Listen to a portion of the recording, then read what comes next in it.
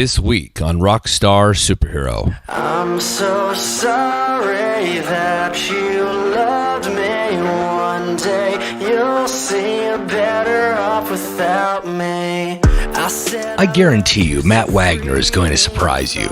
His energy and voice seemingly know no boundaries, at least not yet. Matt's voice is a new icon waiting for discovery, and I'm so proud to be one of the first to spread his message of good musical news. I was fortunate to discover Matt through a business relationship who simply sent me an email asking my professional opinion. Now, usually when one gets these emails, the performers are, sadly, average at best, so I wasn't expecting much. But then I heard his new single, Sorry, and I about lost my mind. Perfect pop nuggets aside, this is a new thing. Your ears are on the cusp of making a new friend, and I'm so glad Matt gave me the time to share his story with you.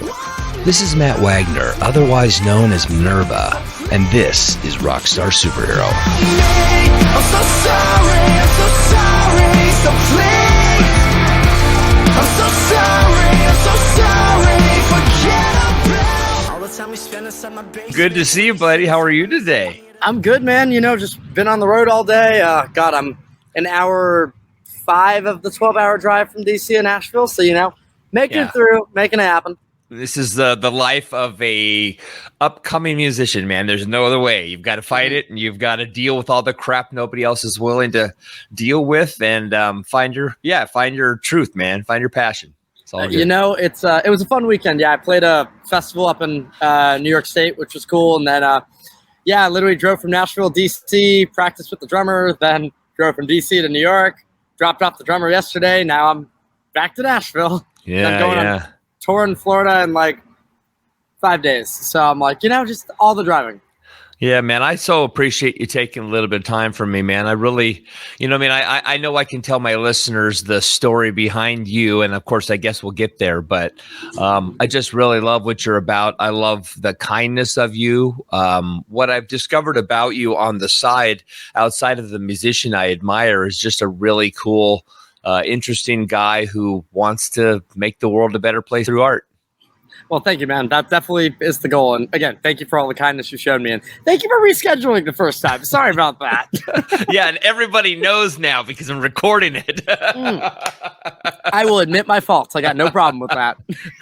No, it's great. Well, look, let's just jump in. I want to ask the most obvious question. And I know you get it all the time, but why MNERVA? Like, what the heck, man? Like, tell me the story behind that choice of name, that choice of spelling, because I'm sure it's a little more complex than we'd like to think.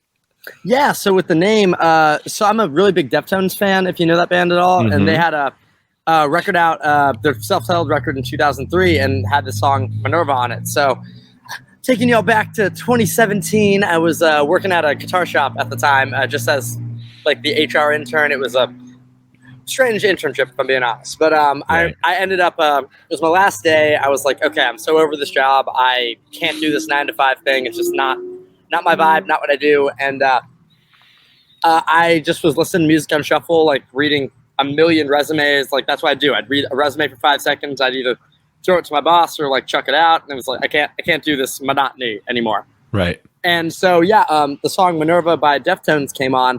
And in that moment, I just heard it in a really different way. I was like, oh my God, what if someone took like this shoegaze guitar and all these elements and put like trap drums with it? So that's kind of like what the initial concept of MNERVA was when I started releasing music in 2020, was be that hip hop artist with that rock influence and see what would happen if like you approached it from that side. And then as I've gotten older and pursuing the career more, it's really just the rock has slowly just gotten higher and higher. And now I'm like a rock artist that's influenced by hip hop instead of the other way around. And it's been a fun full circle moment for me. Oh, that's awesome. Yeah. I think it's really indicative of your age too. And let me explain, because I think, people might take that wrongly from, like, 'cause I'm a lot older than you. Right. But, I've been thinking about this, that I've noticed that all the young artists today, it's almost like something changed in the music business right around 2000. Now, it wasn't just that the record label lost a lot of power. No, I should say record labels, like they all lost a lot of power at that time, right? When Napster became a thing, MP3s came on, and all of a sudden you could get your content for free. You probably shouldn't, but people were stealing content, right? And what that's done is that's forced this younger generation, you know, my children's generation, to get out there and to look at different angles. And the beauty of it is, you know, when I was younger, I was always in competition with my peers. As much as we enjoyed each other as friends and, you know, maybe play on each other's records and whatnot, it was always about that competition. It was unspoken, but it was there. Yeah. And young people today seem to be hyper collaborative and really looking out for each other, and they're open to new ideas, and they don't poo-poo anything. Yeah, the really fun thing that I found in my artist journey so far is really the collaboration thing. Like, I know all my initial MNERVA singles, when I still was a hip hop artist, were produced by my friend Corey Shore, and then he's also an artist who I play drums for now, and like, you know, on the side. And I found like I'm trying to put together like this remix record, like, you know, for like later in 2023 as we speak, and it's been so fun, like getting to put together all these disparate elements of like different artists from Nashville who like don't do rock or don't do hip hop, and like everyone's down. They just want content. Yeah. You know, I know you and I talked before, so I have a one-up on a lot of people. We've already connected privately, so I'm going to ask you some things I've asked you before. But I'd really love to know, you know, I mean, the basic influence question always tends to be sort of what was your family like? You know, what was the formation around that? Were people at odds at home? Because it seems to me that every musician I know, and there's always a few outsiders, if you will, but every musician I know is a little crazy, is a little wild-haired, right? And it's an inability to overcome that as well. In fact, we don't want to overcome that crazy, because that crazy inspires us and pushes us forward. But we're typically greatly at odds with our family and our peers. And I'm curious, what was that home life like when maybe you had a little bit too much crazy going on? You know what I mean? Yeah. So I had an interesting one, because like my music is very angsty. I'll be the first one to say that, and like it probably always will be. That's just who I am. But my angst really didn't come from my home life. Like my parents are both former musicians. I mean, I was just with them in DC. Amazing people. And like when I first started as a hip hop artist, they definitely didn't get what I was doing. Like that was very much like, what's this rap shit you're doing? What man? And but then as I've evolved, they now get it and are very supportive, and I'm very thankful for that. But a lot of my angst really just came from, like, I was bullied a lot as a kid. Like there was definitely, especially like through like the middle school and high school years, like, you know, I was not shy about a lot of the talents I had, and especially my work ethic. And I feel like a lot of people tried to tear me down because of that. And like maybe it was like your standard bullying, like, you know, okay, playground bully, like, you know, you punch in the face, like that sort of stuff. But like as I got older, it just became more implicit, and it's like, oh, you're my best friend, but really I'm the person who's putting you down and making sure you have no confidence. And I feel like that's really what has like driven me so much, is like having to prove like those types of people wrong. And so as I've gone through like therapy, which is what my next record that's coming out this year is really all about, it's, I mean, just discovering those nuggets of like, oh wow, that's why I'm like that. That's interesting. I never thought of it that way. And I mean, it just comes down to I've always felt like I've had a lot to prove, especially being an only child. Like it's, I mean, no one else is gonna make my family proud, just me. Right. Well, so wow, there's a lot to unpack here, and I love talking about this kind of thing, because I mean, we can talk about the obvious stuff like how long did it take to make a record, and what's it like touring. I mean, all those sort of dumb Craigslist questions is what I call them, right? You get kind of tired of hearing that stuff. Like that. But I, you know, I think of you, and what little I know of you, at least from, again, having previous conversations, is you're very on the ball, very driven, absolutely 100% believe in yourself type of person.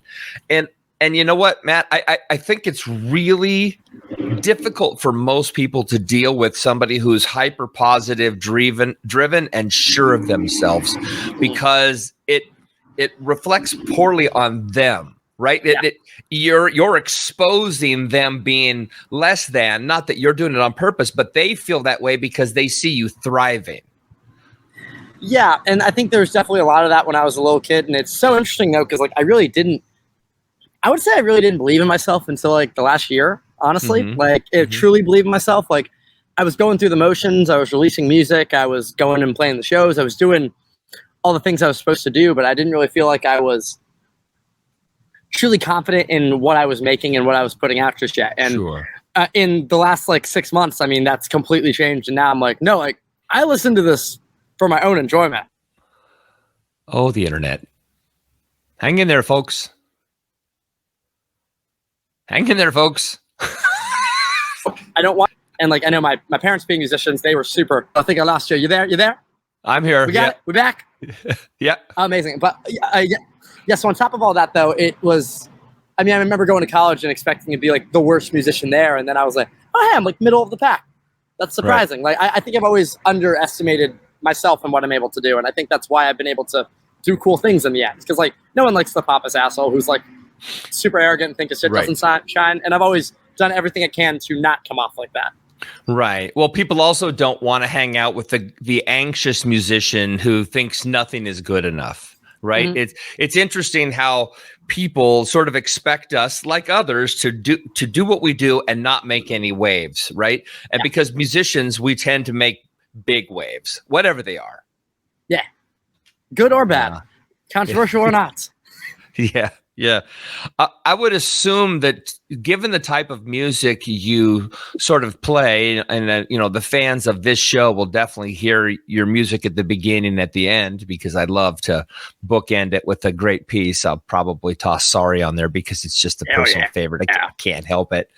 But I would imagine you get tired of what I would call, R&B comparisons, right? To especially what I want to classify this very cautiously, but there's this sort of dumb expectation that white people aren't allowed to play music from another culture.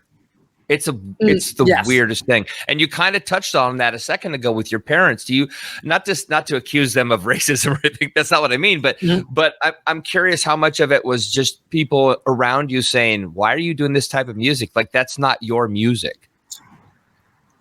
That's a great question. Yeah, I would say with that. So I really came into hip hop not from like listening to like the great rappers. I really found it through like bands like Linkin Park and Papa Roach and like POD and like Limp Bizkit and all those like new metal bands from the 2000s. Like I always like to say I was born like 5 years too late for like, what my music taste was. Cause like, everyone was into like, the bubblegum pop stuff of like the late 2000s, early 2010s. I was always looking back toward like the 90s and toward early 2000s. And that was the type of music that really excited me.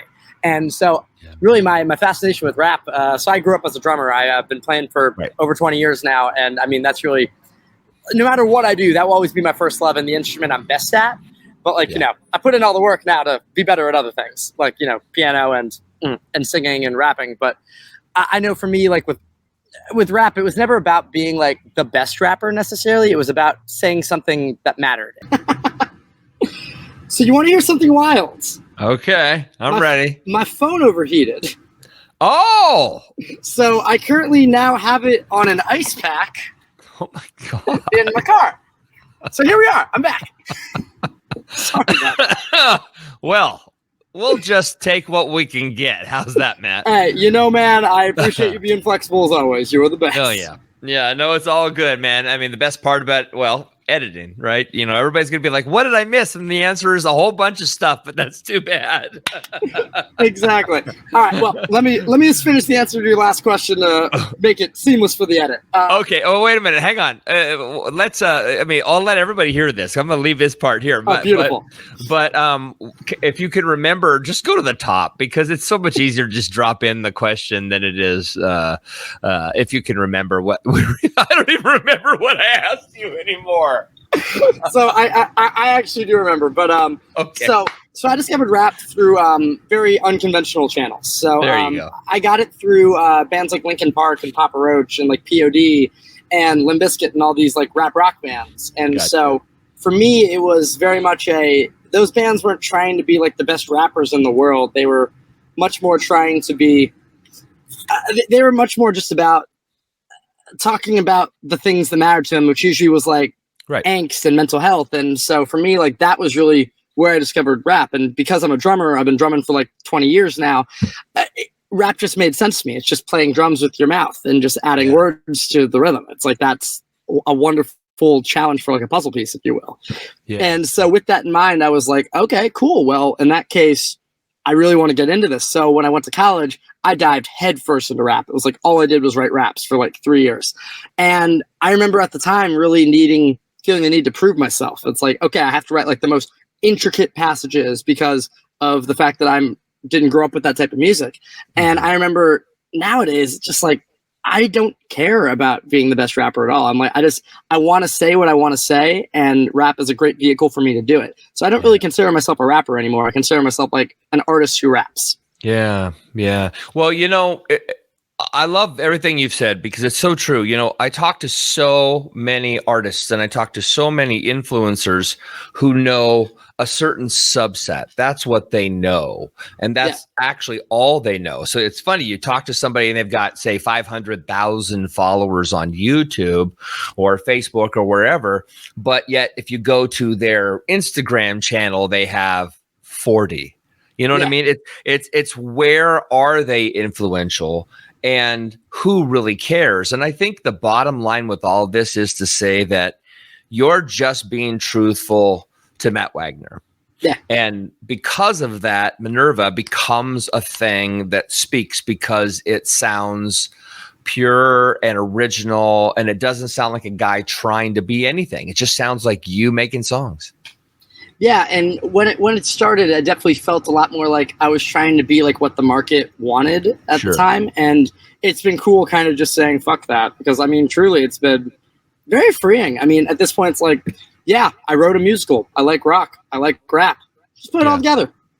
Yeah, that's so great. Well, and I think it's probably really hard when somebody, and I'm going to throw the name out because then you're going to laugh in your head, is when somebody like Adam Levine comes out before you.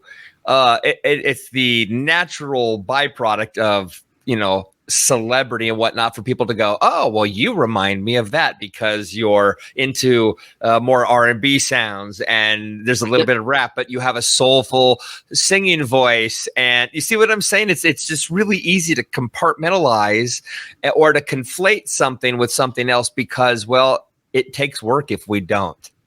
Yeah. Humans suck. Well, and it's a matter of just trying to understand it. I'm like, hey, I'll be compared to whoever anybody wants as long as you're liking and listening and stuff. And I can't even lie. Maroon 5, that was a huge influence for me back in the day. Of course. Like, oh yeah, Adam Levine in particular, I'm like, that man's voice on songs about Jane, kill me. It's fantastic. Yes. Yeah. That record that broke, is that the first record? The one with This Love? Yep. Yeah, that was 2002. Yeah. Yeah. That was something that the world, well, I should say the American audiences needed, right? Because in the 96, 97, 98, we had Jamiroquai. Mm-hmm. But in the States, there was that one hit thing, right? I can't even remember the name of the song. I can hum it. But the point being is that so much R&B, especially British influenced R&B, doesn't seem to make it here. And yet Maroon 5 in a lot of ways are just copying what they've heard before.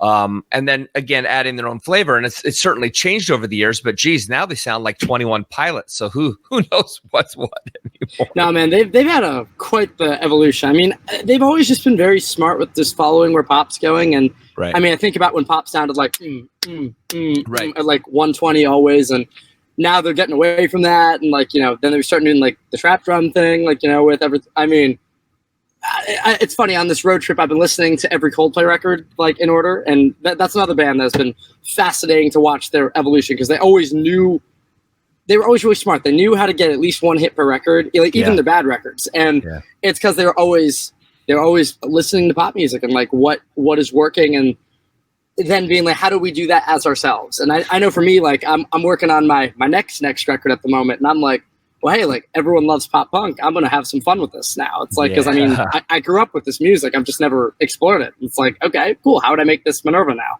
Yeah. Well, what's really cool too about like what you just said regarding Coldplay is here they are listening or seeking out new trends, but because they're Coldplay, when they sort of put their own, stamp on that current trend, it becomes the current trend because a big band like Coldplay has now made it public knowledge versus cutting edge.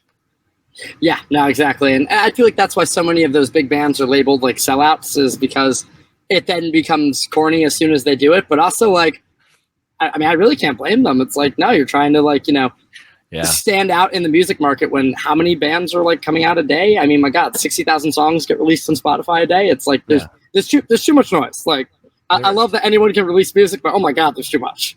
Yeah, well, and the sellout thing that's been around is time immemorial, right? I mean, this has always been a thing that other people say to poo-poo somebody having success because they too want it. Yeah. And it's always been right. We're going to toss some water on your fire because that's not fair that you're winning and I'm not. Well, it's like Metallica with the Black Record. I mean, like everyone it's a great album. Record so much hate. I'd argue it's by far the best record. I'm like, guys, it is. I know hindsight's 2020, but it's actually written songs. I mean, look, I get it. Their whole thrash thing that came in the mid 80s, 85, 86, Ride the Lightning. I get it. And that's just something that people want people to stick with. But I don't know. It's like Muse. I kind of wish Muse had stuck with their 2001, 2002 era, because I actually don't like the evolution into such pop sheen now. I liked it when they were a little harsher, a little more experimental, a little wilder, a little more operatic. And I don't like, the evolution to basically sound like Prince. But I understand why it happens because, musicians, I mean, geez, man, if we're not selling out, we're not making anything. We're doing nothing. And we shouldn't have to like claw to survive when we actually have decent talent, decent skills. We just need to be heard by the right people or enough people. Yeah, like I look at like a lot of these, the flip side of this, I look at a lot of those butt rock bands like the Breaking Benjamins of the world with 3 Days Grace, and I love these bands. They're like some of my favorites. But I look at how they've made the same record 7 times now, and it's like, I mean, I don't listen to a lot of their new records, not because like I'm not a fan, but because I'm like, I mean, I know what I'm going to get, and it's like, I want to get something different. It's like if I want that sound, I'm just going to listen to your old records because one, I have nostalgia associated with them, but 2, I know it's exactly what I'm looking for. Yeah, it is. I mean, that's why Kiss has survived. Yeah. I mean, when you get down to it, Kiss as songwriters, I mean, really, it was all about the look. It was all about the wow factor. It was that thing that popped, right? But when you listen to the songs, like the first 4 albums are that was it. They just kind of wrote all their songs and then they recycled them in different versions as they've struck along over this last 45 years. But you know what? Fans are fans and people love predictability. So, for maybe, and this is not a slight on you, but for people who feel like there always has to be art before commerce, I find that really, really silly and foolish, because it can be both, and you can be incredibly artistically driven and have massive success. Because look at Pink Floyd. That's a perfect example of hitting the zeitgeist with a I don't give a F what you think album, like The Wall or Wish You Were Here. Well, it's funny you talk about that, because again, I'm very on a Coldplay kick at the moment. But the thing I've been most impressed with listening through this whole discography is how every record is very different. I mean, they always found a way of kind of merging that art and commerce type of situation. Like, I don't think they get nearly enough credit after now listening through almost everything. I have one song left after this interview. I'm very excited. But yeah, I'm like, okay, wow, like this band, like, yeah, they have a hit on every record, but every record has a different identity, and every record really has a different sound that they're going for. Sometimes it lands, sometimes it doesn't. Right. But I always got to give them credit for, I mean, my God, in 2019, they did a record that was all inspired by like Middle Eastern music. I'm like, that's, I never would have expected this from Coldplay, but this is really cool. Yeah. Probably my least favorite record by them, just because I don't like the sound that much, but like, I got to respect what they did. This is cool. Yeah. Yeah. Peter Gabriel did that too. Yeah. You know, and I, you know, again, I don't think he's the only one, of course, but I love artists that go from one extreme to the other, and somehow, you know, they drift back and forth into it's the one for them, one for me mentality, right? Similar with filmmakers, right? You got the guy who makes the completely crazy art piece and then makes Star Wars. Yep. You know, and I love that about musicians. I love the idea of doing enough to stay afloat, but creating really honest works of art, for lack of a better way to put it, that don't necessarily have to resonate with anyone for them to be important over time. And I think fans, like your fan base, as it grows, Matt, it's gonna love that you wrote a song like Sorry, or, you know, you have this new single coming up, Amends. You have these great, fun, catchy pieces, but you might turn into the next Queen, and all of a sudden we're listening to Fat Bottom Girls and Bicycle Race, and we're like, where the hell did my Matt Wagner go? But the reality is it's the same guy who has all these incredible things inside of him. Let him speak.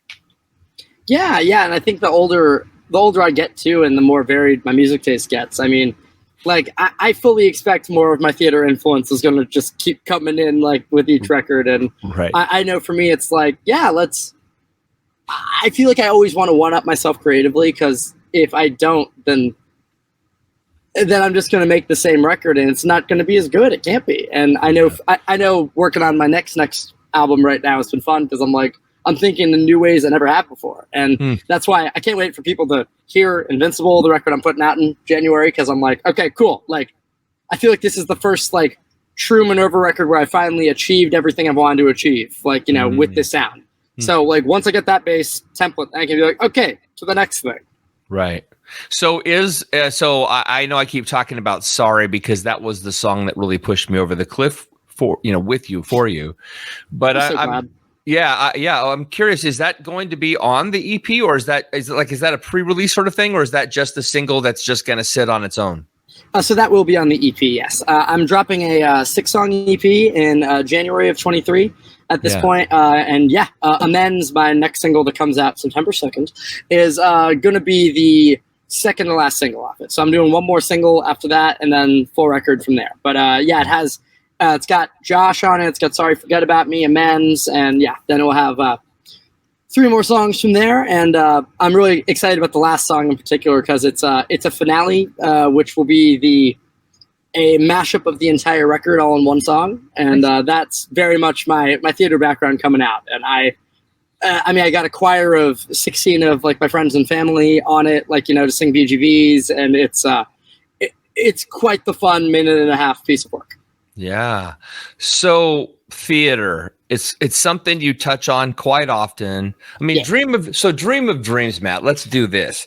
What, you know, like, if you had to pick a direction, what direction would you go? I mean, is it the direction you're going, or would you settle to be a theater, the writer of musicals? So I definitely want to do both. Like, I think my calling right now is for music, mainly because of my age. Like I'm 25, and definitely it's a young man's game. I don't hope to be driving 12 hours to get to a show like when I'm 35, but we'll will see. be. I hope not too, just for your sake. But yeah, it's kind of tough, man. Yeah. Well, I say it like this. In that case, if I have a band with me and a driver and I'm not doing it myself, then yes, sounds great. I'll do it for the rest of my life. But yeah, so I know for me, like, I feel like where I'm at with MNERVA and like where I'm at in my life, I feel like this is really the calling right now. But yeah, I actually, my background is definitely, I did theater all through high school, and I always said I'd never do it again. And then I got to college and I wrote a musical, and the musical is actually what started my career. I wrote a 21 Pilots musical. That's what I want to talk about. Yeah. I want to talk about this. What a time. Nuts. What a time it was. But yes, so I wrote a 21 Pilots jukebox musical. It was like my pride and joy. Yeah. And yeah, so I like, I made like mashups of like their songs. I had a finale, which was like a mashup of 23 of their songs. It was all arranged for theater. Was very happy with it. I put on a workshop. I put on the show in New York City, and then I released a trailer for it, dropped it online. It went viral, and then after splitting their fan base in two, I got a cease and desist letter from their record label. So good times. It's hanging in my room. I wish I was there right now. Welcome to the music business. Yeah, but I was really glad. Obviously, I wish it had gone a different way, but I look at that opportunity, and I mean, Alternative Press was writing about me, Kerrang was writing about me, iHeartRadio was writing about me, and I just used the publicity to plug my first single, Geek, that was coming out that February. It just I had a bunch of songs waiting in the pipe in case that cease and desist letter came. I knew it was a possibility, and so when it did, I was like, all right, switch lanes, let's do it. And yeah, when that happened, I mean, Geek did really well. I got like 75,000 streams on it, and like I really built a fan base based on the fact that they were finding me from this different project. And like, obviously not everybody stayed, but like, I'd say probably about a fourth of the people who came on the project stayed. And I am very blessed for that. And I'm thankful every day. I always, whenever I'm feeling down on myself, I have this shirt that I made, do it for Zach Peters. Zach Peters was the first like real fan I ever had, is the way I like to say it. Cause he came on from Blurry Face and then just loved all my MNERVA stuff. He's actually like going to college, I think, like in a month or so, and I'm like, that's crazy. I remember you when you were like 15. But yeah, and it's like those real fans who like follow you through everything you do. I mean, that's what I'm trying to build, because you don't need like millions and millions of fans. You just need like 5,000 who will like be really dedicated to you. From once I get that and make it a career, then I can go for the millions. Yeah. Well, just word to the wise. Do what you're going to do, because the millions, if they're going to come, will come because you are just getting better and better and better at what you do. I mean, I know you know this already. I'm not teaching you anything you don't know. But you and I have something very similar, and that we have had to deal with as drummers. We've had to deal with the absolutely wrong-minded thinking that we don't understand songwriting or arrangement. And I'll just say this, that the drummers sit in the back, not for a reason, but because that's where we traditionally belong. But when we are in the back, we hear and see everybody's performance, and we are the most qualified to write music, just so we're clear. Well, I'm sure you agree with me. Yeah, I think that's actually why I got so into theater and arranging, was because I remember I started writing my first song because my guitarist in my band when I was in middle school said, "Oh, you're the drummer. You can't have an opinion." And I was like, "Excuse you?" And I mean, here we are, all these years later. But yeah, basically for me, drummers have a knack for structure, because that's how we have to think. It's like, cool, 8 bars for verse. Then from there, like, cool, we're going like 4 bars for chorus, 16 bars for bridge, and like that's how we think. And I find with a lot of guitarists or pianists, like, although they may have an amazing ear for melody and harmony and all those things, like sometimes they lack structure, and that's why I'm here, and why I love collaborating with my collaborators, because I can mold the genius nuggets that like either they or I have, and into something that's going to be digestible. Yeah, yeah. Well, I like that you have the courage and conviction to do what you're doing, because it does take sort of a wild-eyed belief that you can do it better than most, and it's not an arrogance when you can. Yeah. You know? Which is such an interesting thing. And yeah, I feel like as I've gotten older, it's again, so much less to prove other people wrong. And now I just want to prove it to myself that I can do it at this point. Right. It's like, no, I've invested all this time and all this, like, and everything into this, but like, I'm having fun. And if there's a time to do it, it's in your 20s. Because let's be real, it's kind of the trial period for life. It is. And you actually still, when you're in your 20s, you still believe the words you wrote when you were 17. Yeah, exactly. When you're my age, you're like, wow, I was an idiot. It's like, wow, that's just cringy. Yeah. Well, you know what? Kurt Cobain, man. So I didn't know Kurt at all, but I went to high school with the girl that inspired Nevermind. No way, really? Yeah, Tobi Vail. And yes, I'm outing you, Tobi, but I think the world really knows it now. Mm-hmm. But all those songs, whether it's Smells Like Teen Spirit or well, just name them, name any song on that record. The frustrations he was writing about was this girl that was his girlfriend at the time that album was being put together. And there's something obviously awesome about the fact of being inspired, even in a brutal way, by one person, one series of events. Because if you can write killer piece after killer piece after killer piece, then why not take that juice, man? I mean, you told me that you've been writing about the same toxic relationship since you were 17. Yeah, man. I mean, Sorry and Amends are both about the same person. And I just find it so funny to me because I'm over here like, they have no impact in my life and haven't forever. And I'm glad I actually buried the hatchet with this person about a year and a half ago. So, I mean, like, we're good. I could call her tomorrow and she'd pick up. But, like, whenever I write about her, I make better songs. And everyone's always looking at me like, Matt, you're 25. What the hell are you doing? And I'm like, sure. Trust the process, man. I ain't hating on it. Yeah.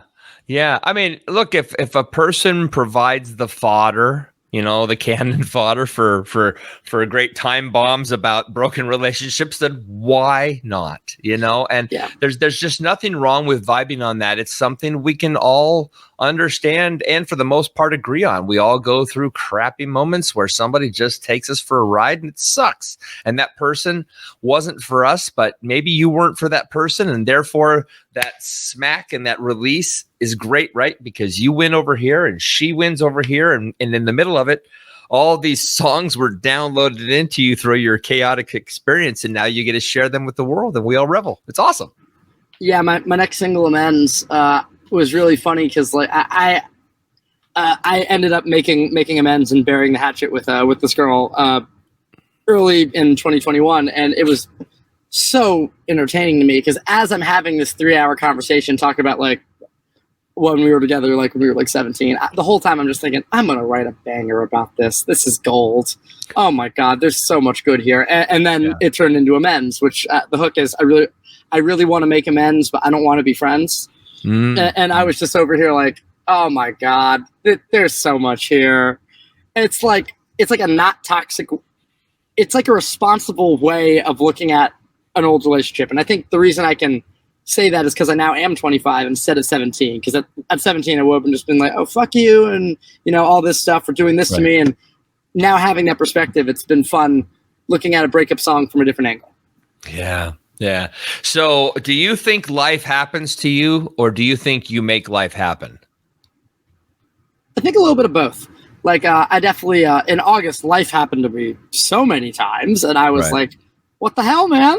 Why is all this coming out of nowhere? I don't have the money for all these bills.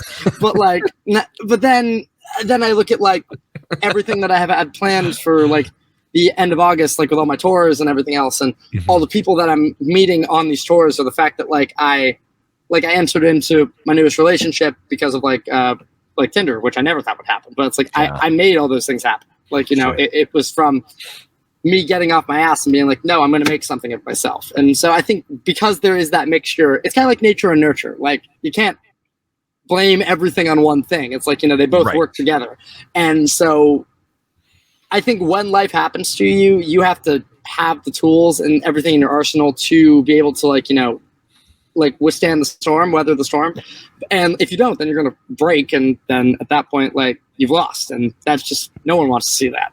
But also I think that like, if you just wait for life to happen to you, like in a good way, then you're just going to be waiting. Like, I mean, if I don't get off my ass and like, make those calls I need to make, like, that's why I love being a musician. It's not like I can just work the same job and then, oh, you're going to get a promotion just because you've been here for 20 years. No. If you don't do shit, nothing happens. Yeah. I was actually talking to my son about this a number of years ago. I mean, like 15 years ago. And I remember he was working really hard. He got this great job. I'm not going to out him. You know what I mean? But he had this great job and he was doing really well. And then, one day he calls me and says, I think I'm going to move on. And I said, why don't you move up? Like, why don't you say something? Because as a boss, if I'm hiring you, Matt, you do a killer job. Well, I'm not going to move you up. You're in the job spot I needed to cover and you're killing it. Unless you say something, I'm going to assume you're happy there, And we need to speak up. And this idea, man, I really want to talk about this right now. And I hope it's okay. Please. But momentum is not something that happens to you. Momentum is something you create. You start it, you push the ball. By the way, you probably have to push the ball for a while and it might roll really slow and it might stop and you got to re-push the ball. But if you're not willing to love it and go back and back and back and be a part of the process, you're never going to make it in anything ever. And I think momentum's fascinating too, because you can have it and then it'll be gone the next day. Yep. Or you can get it to that tipping point where like, okay, it's now been pushed and now it's just doing its thing. But it's not going to do its thing forever. That's the whole point of physics, is that eventually an object in motion stops. And so it's a matter of like, if you get too comfortable with that momentum and that progress, if you will, then I feel like those are the creatives and those artists that become flashes in the pan because they get comfortable and then they haven't done the work to follow it up afterwards. Because life it's a constant cycle of just doing this. Well, of course. I mean, you never pay your dues either. That's the thing. I hear it all the time. Oh, if you just pay your dues. Man, you never pay your dues because, Motley Crue wrote the book The Dirt. I don't know if you ever read that book. I've not, no. But for anybody who wants to understand what business is about, not even the rock star world, not even the music business, you should read The Dirt because The Dirt really is about getting to the top. They call it the cog. We get on the biggest cog, and you jump from cog to cog as you move your way up the music business from songwriter to somebody who's maybe laughing at you a bit to maybe having your own label to all the variables until you finally get on the Dr. Feelgood cog and you're getting number one after number one after number one.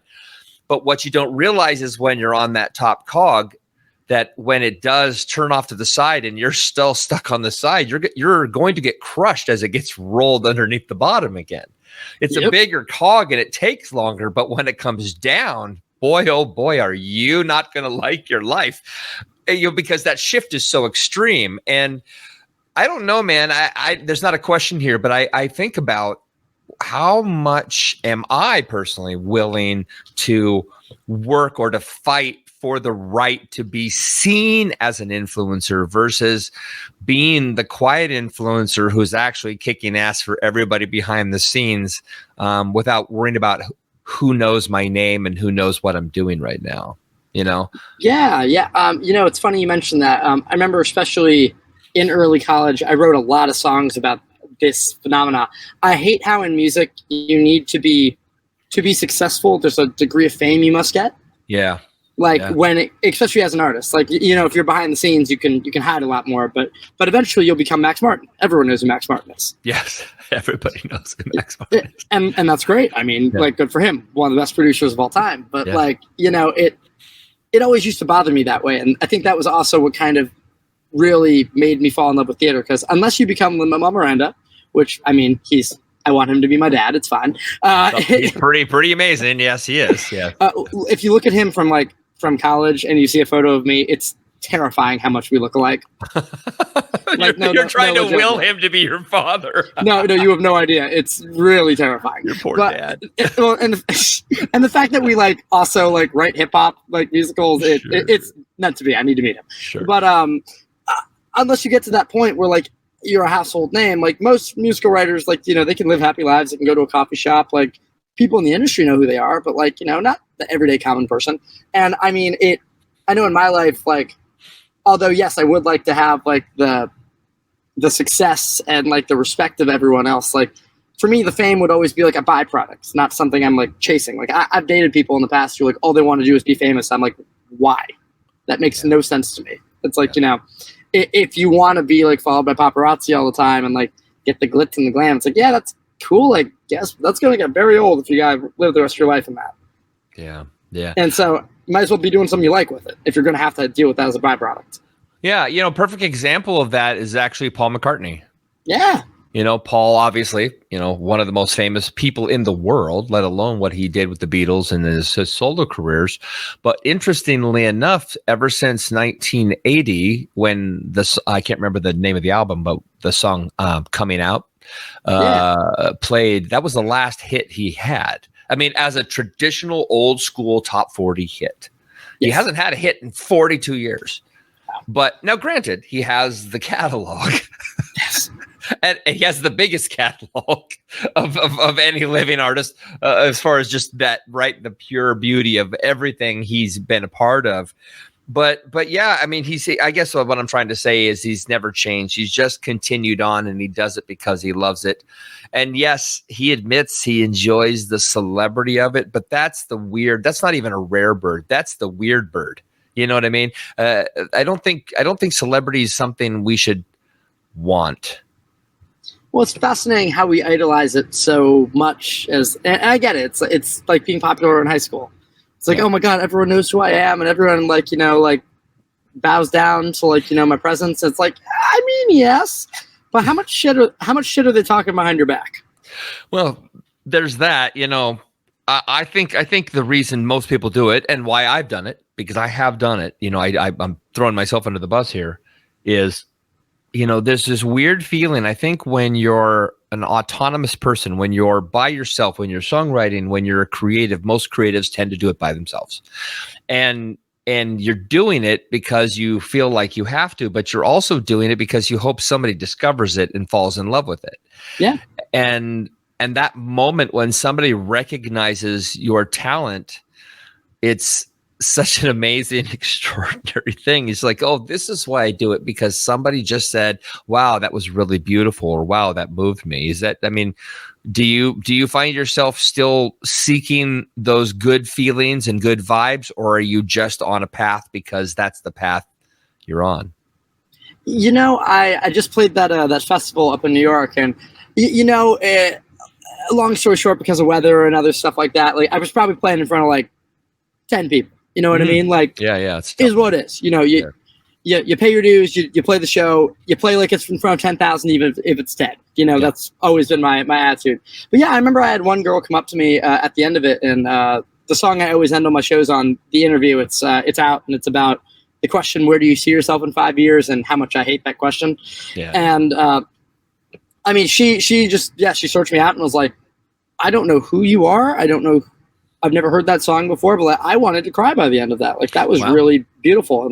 And I've played that song at other venues, like in Nashville. And I remember I literally had this like big, like 5'10" guy just crying. And like, you know, when it gets to the bridge of the song, and they came up to me afterwards, like, man, my wife just cheated on me. I caught her last night. Like, you know, I just needed to hear it's going to get better than this. And I mean, like, man's giving me like a massive hug. And I'm just like, I don't know you from Adam. Like, this is crazy. And I think that's why I do it. It's less about the validation and more just like, wow, music is a service industry. And like, you know, my real job is I'm a server at this point because I need to make ends meet, and music isn't paying it all yet. But it's about serving people. And it's about like, you know, once you make the art for yourself, but once you release it, it's for them.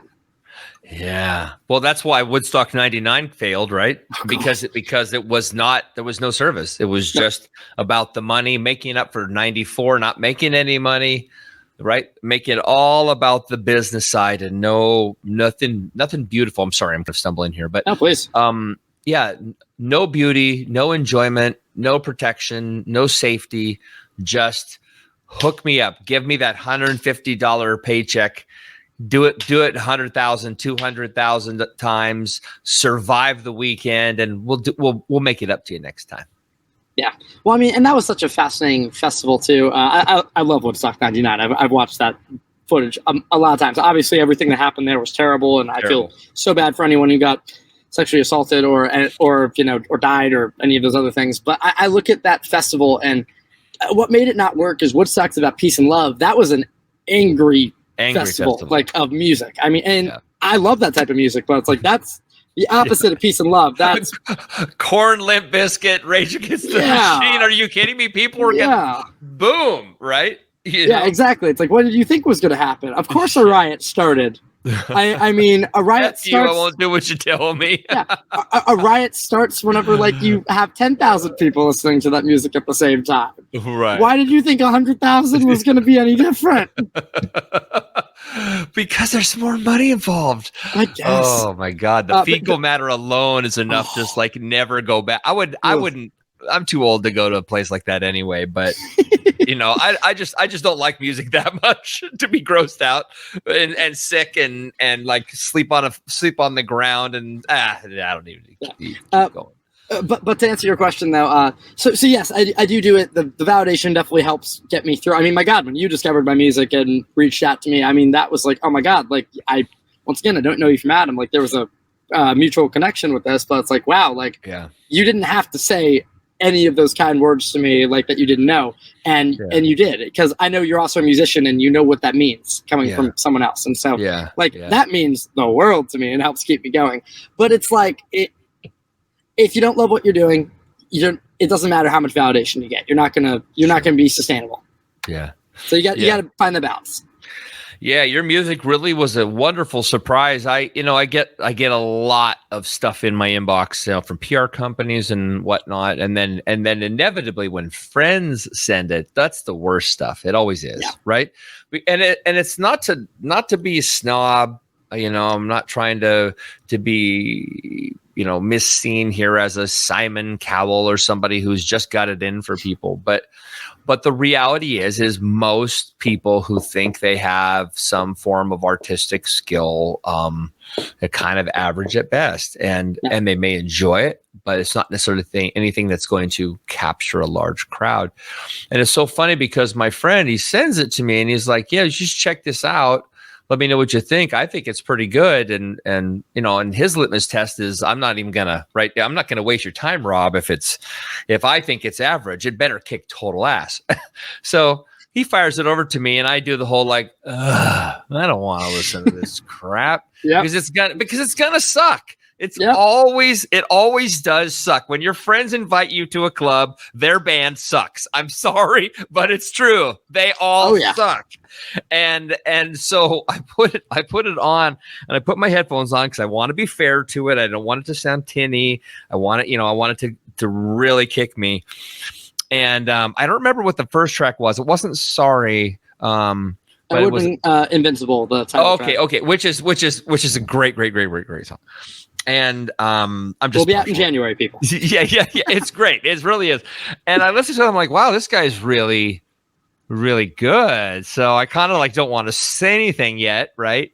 But I end up going online and finding a few other things, and then I, found the other material you had done. Boy, it's through the secret channels I have, and I heard Sorry, and I again personally I think that is just. And I don't know. I don't want to blow smoke up your tailpipe too much, but that is a perfect song. It's a perfect song, and and it's gonna break. I don't know how it's gonna break for you. I mean, I don't know how much more money you have to spend on PR and whatnot to get it out there, but it's really, really special and super catchy, and the best part, I know you're a fantastic performer. I know you're a great singer. So I'm not worried about you, but dude, if you ever had to have a fallback, just songwriting alone is going to be enough of a fallback for you. Like most of us, we don't have that skill, not at that level. That's some serious, you've got some chops. Well, I'm very thankful to say I had a very good team on that song. Like Austin Sean was the guy who produced it. He's actually a country producer, which I mean, I know I came to him like with this this idea, and he was like, "Oh, yeah, let's do it. Why not?" And then I wrote that with my friend Katie Mack and my roommate Alexander Frieden, and I mean they're both just some of the best songwriters I know, and so like. Amazing. It was just so fun taking this little nugget of like I've been trying to write that song from a subject matter perspective for about 6 years now, and I mean finally getting it right with them after 5 or 6 attempts at that song idea, it just was the most gratifying experience ever, especially because it came out really quickly, and I was just Katie's one of the best songwriters I know. And if you don't know Katie Mack, like check her out. She's a hyper pop artist. She's amazing. But she's big on TikTok. Love her. But and Alexander's an amazing producer. So I mean, but just that dream team, it couldn't have not gone well. And I mean, I can't wait to work with them again. Yeah. Well, I mean, that's something you read too, right? That every great movie, every great idea, every great song, every great joke always just happens. There's something in the ether. It's very God spark. It's very inspired and defined at that moment. And it just gets downloaded into you and you have to run with it. It becomes a thing and in a way becomes part of your identity. This is part of who I am now, and I love it so much. I think it, and of course the new material as it comes out in January is really going to pop you, man. You've got the momentum, like I said before. I really hope so, and I'm just going to keep working and keep trying to make it happen. But something funny about that song, I don't think I've told you before. It actually started as an R&B song. Like it had like a Black Bear like style beat instead of like the whole rock like vibe. Really? Yeah, no. Like when I wrote that hook, like it was completely different. It was like a pop like string like beat, like hip hop beat style thing. And I mean I wrote that hook and I was like, nah, this needs to be a rock song. And that's kind of what got me into finally having the confidence to become the rock artist I've honestly always wanted to be, but just never felt I could do justice with. So that's a really important song to me, and I hope all your listeners are like, ooh, I want to check this out.